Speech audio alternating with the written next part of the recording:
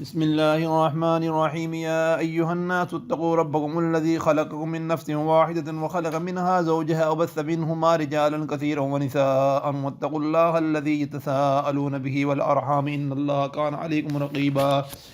وآتوا اليتامى أموالهم ولا تبذلوا الخبيث بالطيب ولا تأكلوا أموالهم إلى أموالكم إنه كان حوبا كبيرا وإن خفتم ألا تقسطوا في اليتامى فانكحوا ما طاب لكم من النساء مثنى وثلاث ورباع فإن خفتم ألا تعدلوا فواحدا أو ما ملكت أيمانكم ذلك أدنى ألا تعولوا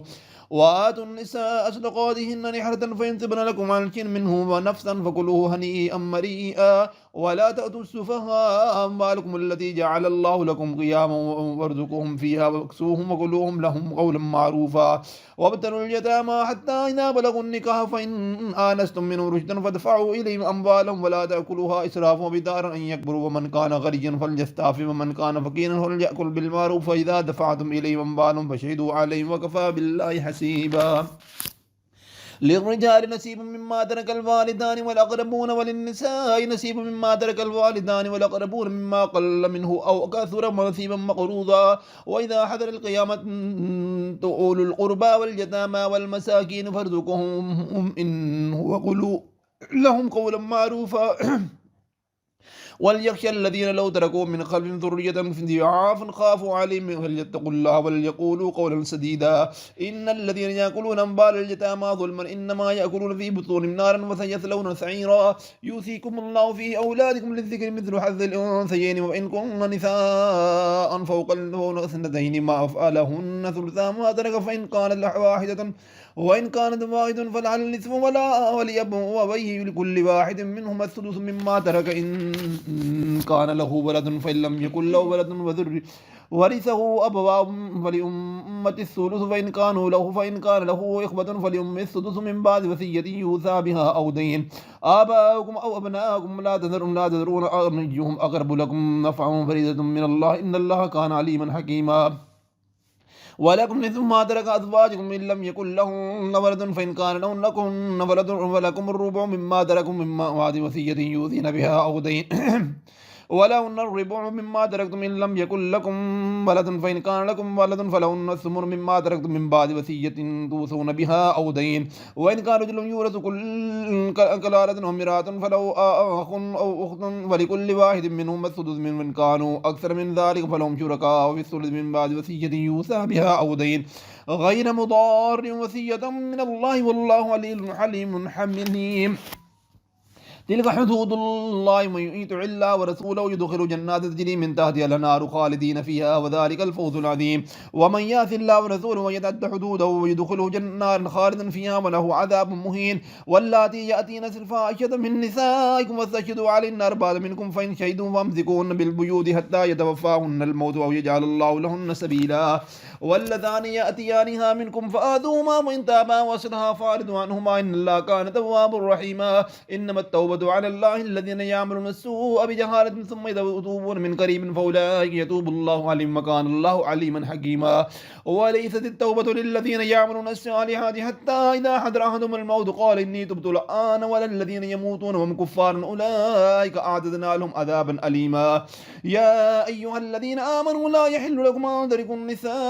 ترثوا النساء كرها ولا تقتلوهن لتذهبوا ببعض ما آتيتموهن إلا أن يأتين بفاحشة مبينة وعاشروهن بالمعروف إن كرهتموهن فعسى أن تكرهوا شيئا وجعل الله فيه خيرا كثيرا وإن أردتم استبدال زوج مكان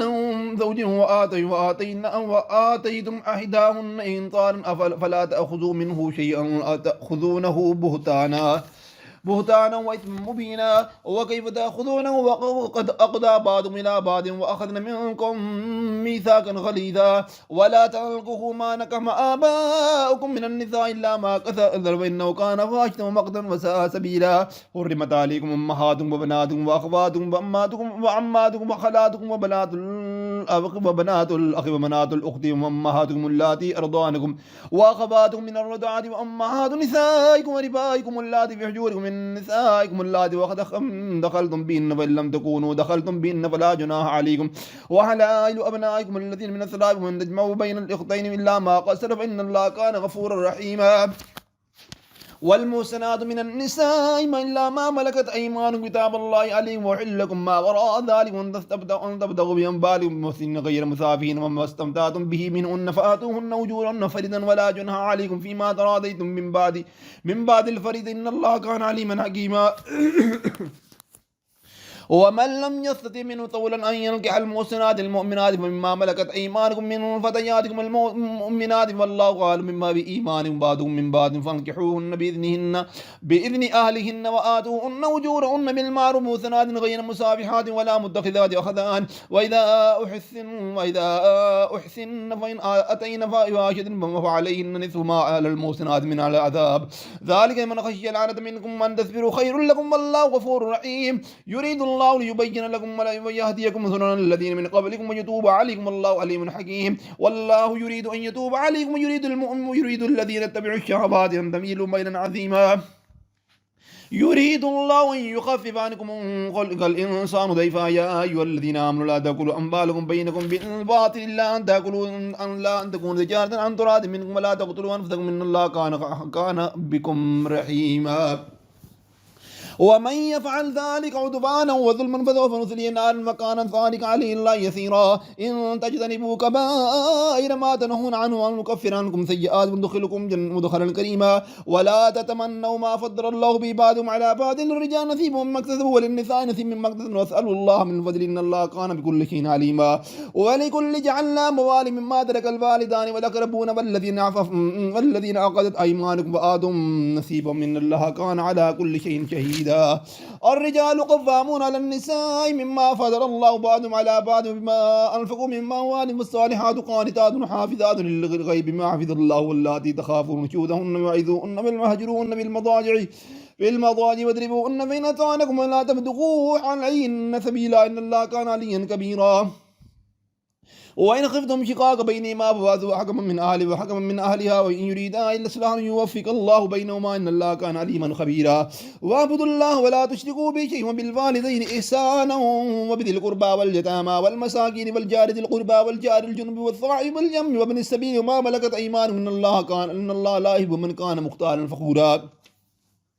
الذين يبخلون ويأمرون الناس بالبخل ويكتمون ما آتاهم الله من فضله وأعتدنا للكافرين عذابا مهينا. والذين ينفقون أموالهم رئاء الناس ولا يؤمنون بالله ولا باليوم الآخر ومن يكن الشيطان له قرينا فساء قرينا. وماذا عليهم لو آمنوا بالله واليوم الآخر وأنفقوا مما رزقناهم الله وكان الله بهم عليما. إن الله لا يظلم مثقال ذرة وإن تك حسنة يضاعفها ويؤتي من لدنه أجرا عظيما. وكيف إذا جئنا من كل أمة بشهيد وجئنا بك على هؤلاء شهيدا. يومئذ يود الذين كفروا وعصوا الرسول لو تسوى بهم الأرض ولا تكتمون الله حديثا. يا أيها الذين آمنوا لا تقربوا الصلاة وأنتم سكارى حتى تعلموا ما تقولون ولا جنبا إلا عابر سبيل حتى تغسلوا وإن كنتم مرضى أو على سفر أو جاء أحد منكم من الغائط أو لامستم النساء فلم تجدوا ماء فتيمموا صعيدا طيبا فامسحوا وجوهكم وأيديكم إن الله كان غفورا رحيما عفوا غفورا. ألم تر إلى الذين أوتوا نصيبا من الكتاب يشترون الضلال ويريدون أن تضلوا السبيل والله أعلم بأعدائكم وكفى بالله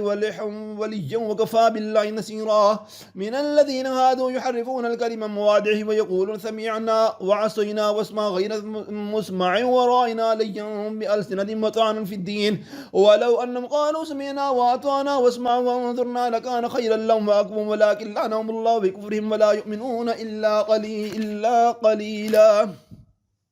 يا أيها الذين أوتوا الكتاب آمنوا بما أنزلنا مصدقا لما معكم من قبل أن نطمس وجوها فنردها على أدبارها أو نلعنهم كما لعنا أصحاب السبت وكان أمر الله مفعولا. إن الله لا يغفر ويشرك به ويغفر ما دون ذلك لمن يشاء ومن يشرك بالله فقد افترى إثما عظيما. ألم تر إلى الذين يزكون أنفسهم بل الله يزكي من يشاء ولا يظلمون فتيلا. انظروا كيف يفترون الله الكذب وكفى به إثما مبينا. ألم تر إلى الذين أوتوا نصيبا من الكتاب يؤمنون بالجبت والطاغوت ويقول للذين كفروا هؤلاء أهدى من الذين آمنوا سبيلا. أولئك الذين لعنهم الله ومن يلعن الله فلن تجد له نصيرا أم لهم نصيب من الملك فإذا لا يؤتون الناس نقيرا أم يحسدون الناس على ما آتاهم الله من فضله فقد آتينا إبراهيم الكتاب والحكمة وآتيناه ملكا عظيما فمنهم من آمن ومنهم من صد عنه وكفى بجهنم سعيرا إن الذين كفروا بآياتنا سوف نصليهم نارا كلما نفسحت جلودهم بدلناهم جلودا غيرها وليذوقوا العذاب إن الله كان عزيزا حكيما والذين آمنوا وعملوا الصالحات يدخلون جنات تجري من تحتها الأنهار خالدين فيها أبدا لهم فيها أزواج مطهرة ما ندخلهم إلا ظليلا إن الله يأمركم تؤدوا الأمانات إلى أهلها وإذا حكمتم بين الناس وأن تحكموا بالعدل إن الله كان بنعم ما يعظكم به إن الله كان سميعا بصيرا يا أيها الذين آمنوا أطيعوا الله وأطيعوا الرسول وأولو الأمر منكم فإن تنازعتم في شيء فردوه إلى الله والرسول إن كنتم تؤمنون بالله واليوم الآخر ذلك خير وأحسن تأويلا ألم تر إلى الذين يزعمون أنهم آمنوا بما أنزل إليك وما أنزل من قبلك يريدون أن يتحاكموا إلى الطاغوت وقد أمروا أن يكفروا به ويريد الشيطان أن يضلهم ضلالا بعيدا وإذا قيل لهم تعالوا إلى ما أنزل الله وإلى الرسول أيضا المنافقين يصدون عنك صدودا فكيف إذا أصابتهم مصيبة بما قدمت أيديهم ثم جاءوكم يخلفون بالله إن أردنا إلا إحسانا وتوفيقا أولئك الذين يعلم الله ما في قلوبهم فأعرض عنهم وعظهم وقل لهم في أنفسهم قولا بليغا وما أرسلنا من رسول إلا ليطاع بإذن الله ولو أنهم إذ ظلموا وأنفسهم جاءوكم واستغفروا الله واستغفروا لهم الرسول وجدوا الله توابا رحيما فلا وربك لا يؤمنون حتى يحكمونك بما شجر بينهم اللهم لا يجدوا في أنفسهم يوما حرجا مما قضيت ويسلموا تسليما ولو أن كتبنا عليهم أن يقتلوا أنفسهم وأخرجوا من ديارهم ما فعلوا إلا قليلا منهم ولو أنهم فعلوا ما يؤذون به لكان خيرا لهم وأشد تثبيتا وإذا لآتيناهم من لدنا أجرا عظيما ولهديناهم صراطا مستقيما ومن يطع الله ورسوله فأولئك مع الذين أنعم الله عليهم من النبيين والصديقين والشهداء والصالحين وحسن أولئك رفيقا ذلك الفضل من الله وكفى بالله عليما يا أيها الذين آمنوا خذوا حذركم فانفروا ثبات أو ينفروا جميعا وإن منكم لمن لا يبطئن فإن أصابتكم مصيبة قال أدعنم الله علي إذا لم أكن معهم شهيدا ولئن أصابكم فضل من الله ليقولن كأن لم تكن بينكم وبينهم مودة يا ليتني كنت معهم فأفوز فوزا عظيما فليقاتل في سبيل الله الذين يؤجرون الحياة الدنيا بالآخرة ومن يقاتل في سبيل الله فيقتل أو يغلب فسوف نؤتيه أجرا عظيما وما لكم لا تقاتلون في سبيل الله والمستضعفين من الرجال والنساء والبلدان الذين يقولون ربنا أخرجنا من هذه القرية الظالم أهلها واجعل لنا من لدنك وليا واجعل لنا من لدنك نصيرا الذين آمنوا يقاتلون في سبيل الله والذين كفروا يقاتلون في سبيل الطاغوت فقاتلوا أولياء الشيطان إن كيد الشيطان كان ضعيفا ألم تر إلى الذين قيل لهم كفوا أيديكم وأقيموا الصلاة وآتوا الزكاة فلما كتب عليهم القتال إلا فريق منهم يخشون الناس خشية الله وأشد خشية وقالوا ربنا لم كتبت علينا القتال لولا أخرتني إلى أجل قريب قل متاع الحياة الدنيا قليل والآخر خير لمن اتقى ولا تظلمون فتيلا أينما تكونوا يدرككم الموت وكن لو كنتم ببروج مشيدة وإن تصبهم حسنة يقول هذه من عند الله وإن تصبهم سيئة يقول هذه من عندك قل كل من عند الله وما لهؤلاء القوم ولا يكادون لا يفقهون حديثا ما أصابك حسنة من الله وما أصابك من سيئة فمن نفسك وأرسلناك للناس رسولا وكفى بالله شهيدا من يطع الرسول فقد أطاع الله ومن تولى فما أرسلناك عليهم حفيظا ويقولون طاعة فإذا برزوا من عندك بيت لطائفة من غير الذي تقول والله يكتب ما يبيتون فارد عنهم وتوكل على الله وكفى بالله وكيلا أفلا يدبرون القرآن ولو كان من غير الله لوجدوا فيه اختلافا كثيرا وإذا جاءهم أمر من الأمن أو الخوف إذاعوا به ولو ردوا إلى الرسول وإلى أولي الأمر منهم لعلمه الذين يستطيعونه منهم ولولا فضل الله عليكم ورحمته لاتبعتم الشيطان إلا قليلا فقاتل في سبيل الله لا تكلف إلا نفسك وحرض المؤمنين عسى الله أن يكف بأس الذين كفروا والله أشد بأسا وأشد تنكيلا من يشفع شفاعة حسنة يكن له نصيب منها ومن يشفع شفاعة سيئة يكن له كفل منها وكان الله على كل شيء مقيتا وإذا حييتم بحية فعبوا بأحسن منها ولو ردوها وإن الله كان على كل شيء حسيبا الله لا إله إلا هو يجمعنهم إلى يوم القيامة لا ريب فيه ومن أصدق من الله حديثا فما لكم في المنافقين فئتين والله أركض بما كذبوا وتريدون أن تهدوا ومن أضل الله ومن يضلل الله فلن تجد له سبيلا وانفذوا لا تكفرون كما كفروا فتكونون سواء فلا تتخذوا منه أولياء حتى يهاجروا في سبيل الله فإن تولوا فخذوهم واقتلوهم حيث وجدتموهم ولا تتخذوا منهم وليا ولا نصيرا إلا الذين يصلون إلى قوم بينكم وبينهم ميثاق أو جاءكم حسرة صدور من يقاتلونكم أو قوم لو شاء الله لسلطهم عليكم فلا قاتلوكم فإن أعتزلوكم فلم يقاتلوكم وألقوا إليكم السلام فما جعل الله لكم عليهم سبيلا ستجدون آخرين يريدون أن يأمنوا ويأمنوا فوقهم كلما ردوا إلى الفتنة اركسوا فيها فإن لم يعتزلوكم ويلقوا إليكم السلام ويكفوا أيديهم ويخذوهم واقتلوهم أي ثقفتم فإن أولئكم جعلنا لكم عليهم سلطانا مبينا وما كان لمؤمن أن يقتل مؤمنا إلا خطأ ومن قتل مؤمنا خطأ وتحرير رقبة مؤمنة وذرية مسلمة إلى أهل إلا أن تصدقوا فإن كان منكم عدو لكم وهو مؤمن فتحرير رقبة مؤمنة وإن كان منكم من قوم بينكم وبينهم ميثاق فدية مسلمة إلى أهل وتحرير رقبة مؤمنة فمن لم يجد فصيام شهرين متتابعين توبة من الله وكان الله عليما حكيما ومن يقتل مؤمنا متعمدا فجزاؤه جهنم خالدا فيها وغضب الله عليه ولعنه وأعد له عذابا عظيما يا أيها الذين آمنوا إذا ضربتم في سبيل الله فتبينوا ولا يقتلوا ولا تقولوا لمن ألقى إليكم السلام لست مؤمنا تبتغون عرض الحياة الدنيا فعند الله مغانم كثيرة كذلك كنتم من قبل من الله عليكم فتبينوا إن الله كان بما تعملون خبيرا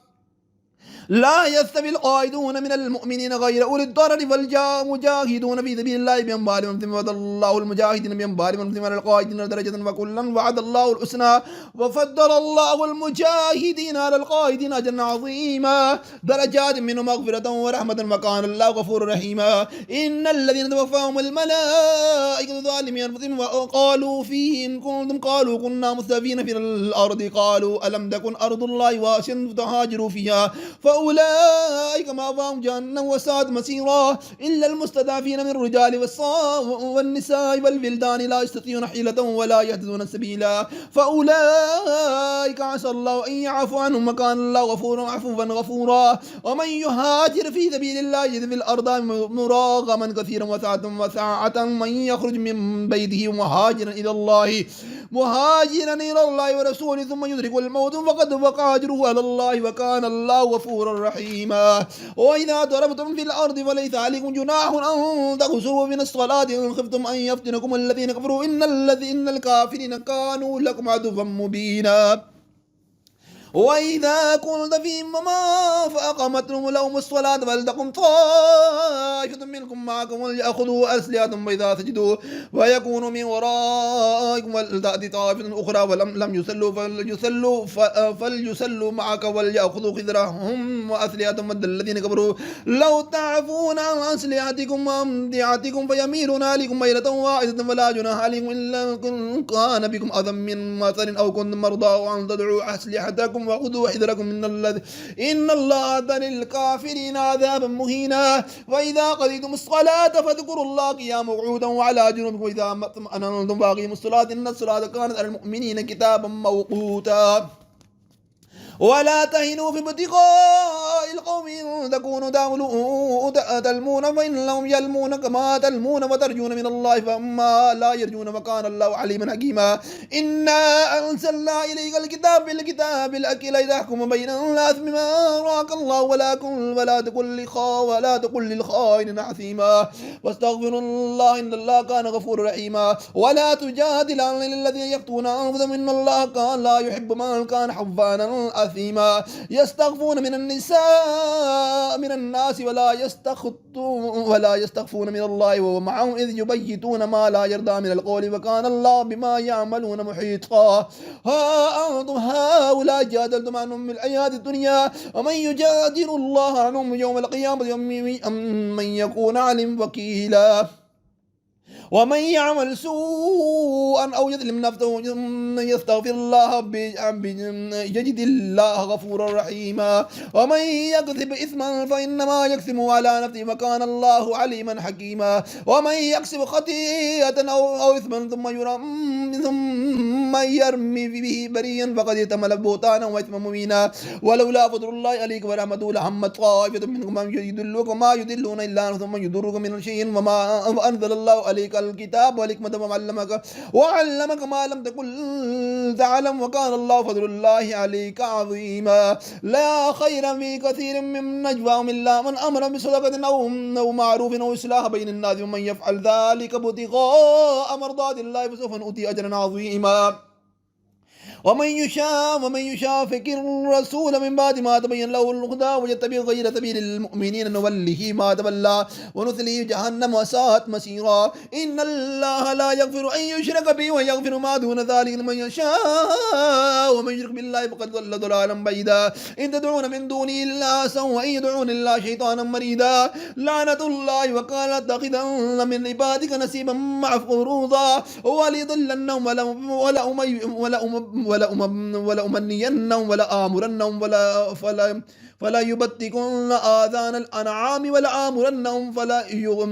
فلا يغيرن خلق الله ومن يتخذ الشيطان وليا من دون الله فقد خسر خسرانا مبينا يعدهم ويمنيهم ما يعدهم الشيطان إلا غرورا أولئك مأواهم جهنم ولا يجدون عنها محيصا والذين آمنوا بالصالحات ندخلهم جنات تجري من تحتها الأنهار خالدين فيها أبدا وعد الله حقا ومن أصدق من الله قيلا ليس بأمانيكم ولا أماني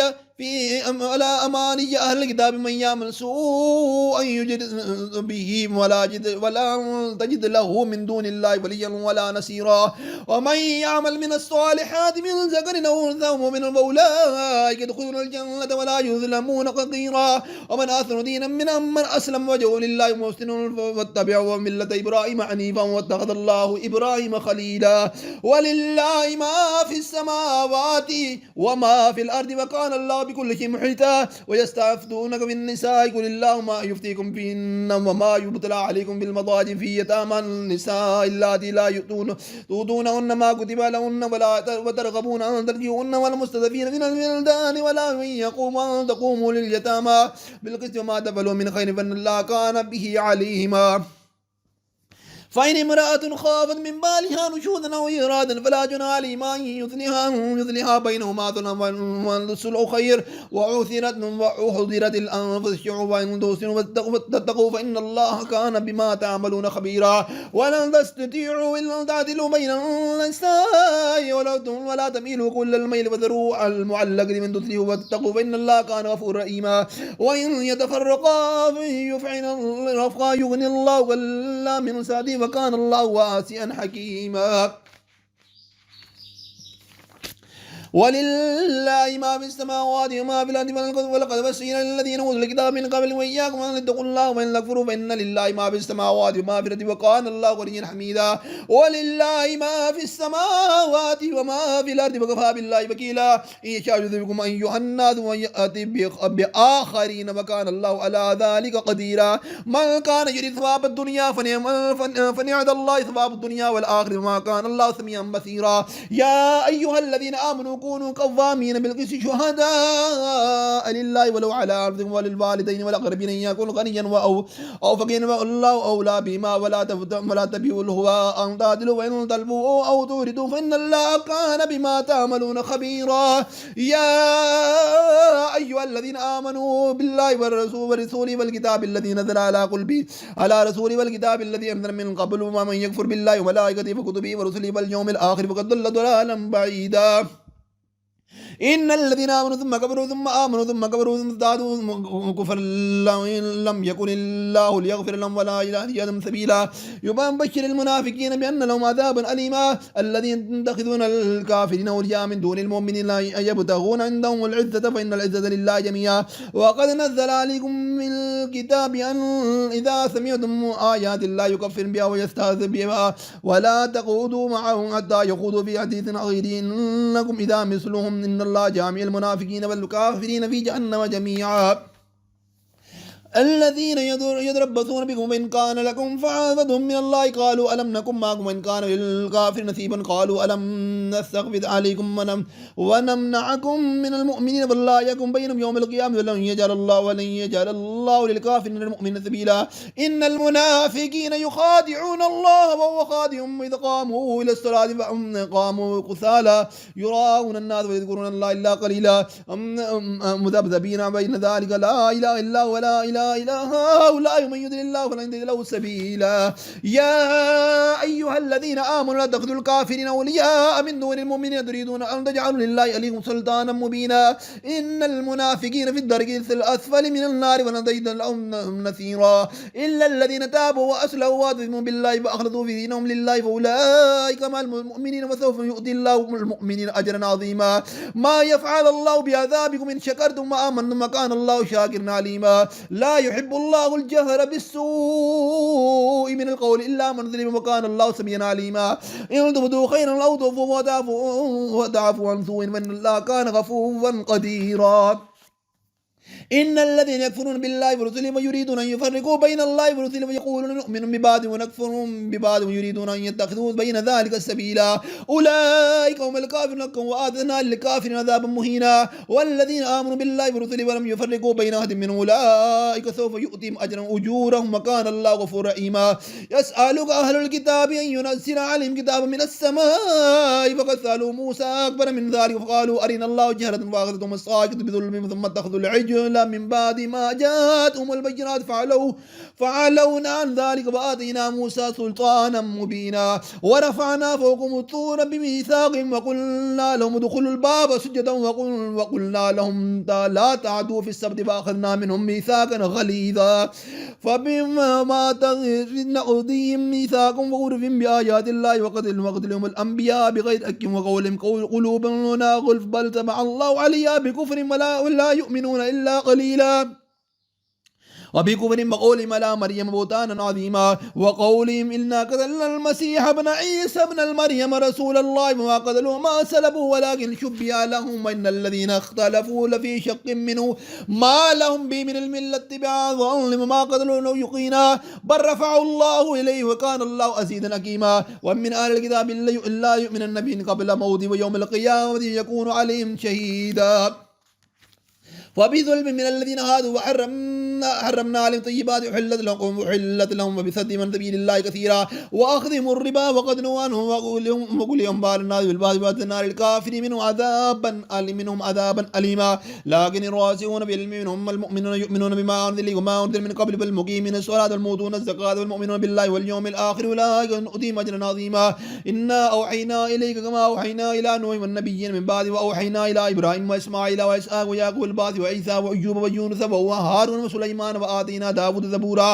ورسلا قد قصصناهم عليك من قبل ورسلا لم نقصصهم عليك وكلم الله موسى تكليما رسلا مبشرين ومنذرين لئلا يكون للناس على الله حجة بعد الرسل وكان الله عزيزا حكيما لكن الله يشهد بما أنزل إليك أنزله بالعلم والملائكة يشهدون وكفى بالله شهيدا إن الذين كفروا وصدوا عن سبيل الله قد ضلوا ضلالا بعيدا إن الذين كفروا وظلموا ولم يكن الله ليغفر لهم ولا ليهديهم طريقا إلا طريق جهنم خالدين فيها أبدا وكان ذلك على الله يسيرا يا أيها الناس قد جاءكم رسول بالحق من ربكم فآمنوا خيرا لكم وإن تكفروا فإن لله ما في السماوات والأرض وكان الله عليما حكيما يا أهل الكتاب لا تغلوا في دينكم ولا تقولوا على الله إلا بالحق إن المسيح عيسى ابن مريم رسول الله وكلمته ألقاها إلى مريم وروح منه وآمنوا بالله ورسوله ولا تقولوا ثلاثة انتهوا خير لكم إنما الله إله واحد سبحانه يكون له ولد له ما في السماوات وما في الأرض وكفى بالله وكيلا لا يستنكف المسيح أن يكون عبدا لله والملائكة المقربون ومن يستنكف عن عباده ويستكبر ويحشرهم بجميع الله جميعا فأما الذين آمنوا وعملوا الصالحات فيؤتيهم أجورهم ويزيدهم من فضله وأما السكين فاستكبروا فبيعذبهم عذابا أليما ولا يجدون لهم من دون الله وليا نصيرا يا أيها الناس قد جاءكم برهان من ربكم أنزلنا إليكم نورا مبينا فأما الذين آمنوا بالله واعتصموا به فسيدخلهم في رحمة منه وفضل ويهديهم إليه صراطا مستقيما يستفتونك قل الله يفتيكم الكلالة أن امرؤ هلك ليس له ولد وله أخت فلا نصف ما ترك وهو يرثها إن لم يكن لها ولد وإن كانت اثنتين فلهما الثلثان مما ترك وإن كانوا إخوة الرجال ونساء وللذكر مثل حظ الأنثيين يبين الله لكم أن تضلوا والله بكل شيء عليما.